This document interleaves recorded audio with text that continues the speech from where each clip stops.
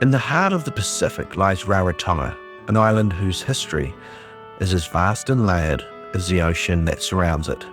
First settled around 500 AD by Polynesian navigators from the Society and Marquesa Islands, Rarotonga became a springboard for the Great Polynesian Expansion, reaching as far as Hawaii, Aotearoa, and beyond. These voyages didn't just settle islands, they shaped a civilization.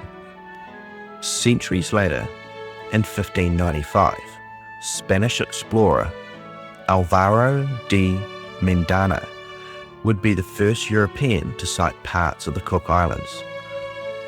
Though Rarotonga itself remained untouched, it wasn't until the voyages of Captain James Cook in 1773 and 1777 that the southern group was mapped and named in his honour, yet Cook himself never set foot on Rarotonga.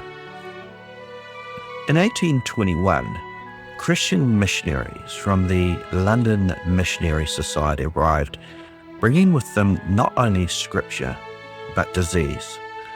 Within decades, the Rarotongan Māori population plummeted from 7,000 to just 2,000. The missionaries denied responsibility, instead blaming indigenous spirituality for the deaths, coercing conversion with the threat of cultural extinction. By 1858, the Kingdom of Rarotonga had formed an independent monarchy uniting tribal districts, but independence was short-lived. In 1888, Queen Makia Tako sought British protection to avoid French colonisation. Britain agreed, and in 1900, under Prime Minister Richard Seddon, New Zealand annexed the island for 72 years. Rarotonga flew the New Zealand flag and bore the name Cook Islands. In 1965, the tide turned. The Cook Islands became self-governing in free association with New Zealand, but the legacy of the colonial entanglement remains. Today, tensions simmer once more. The Cook Islands government has sought to forge intermediate ties with China, an act met with hostility by New Zealand's coalition government. Foreign Minister Winston Peters withdrew millions in aid, citing geopolitical concerns. Prime Minister Christopher Luxon snubbed the Cook Islands' 60th anniversary of self-governance, while Te Pāti Māori MPs Dewi Ngāti Wipaka and Rawiri Waititi were warmly welcomed and celebrated by locals. At the Edgewater Resort, a Kiwi tourist voiced fears of a Chinese takeover. Locals laughed. "It's not China we fear," they said.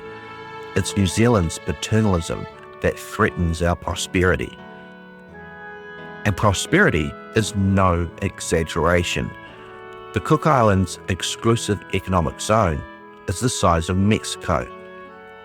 Beneath the waters off Otaki lie polymetallic nodules, rich in rare earth minerals essential to modern electronics.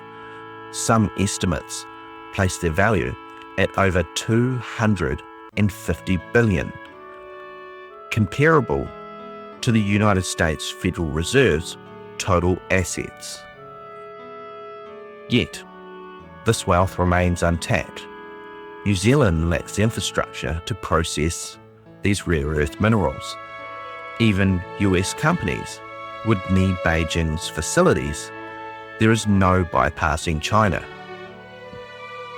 The New Zealand Labour Party's anti-seabed mining stance clashes with Cook Islands sovereignty. In a 2022 visit, Labour's Nanaia Mahuta opposed the Cook Island government's right to deep-sea mining in its economic zone. National's pro-mining position is undermined by its punitive approach and anti-Treaty of Waitangi policies, while erasing Te Reo Māori from the education system. For Rarotonga, they are disgusted by the anti-Māori policies, as Rarotongan Māori and tangata whenua have a shared history. Yet both paths lead to subservience, not partnership. Neither of the large political parties can be trusted. In the end, the Cook Islands face a choice: remain tethered to a nation that imposes ideology and suppresses Indigenous rights, or chart a new course towards economic independence.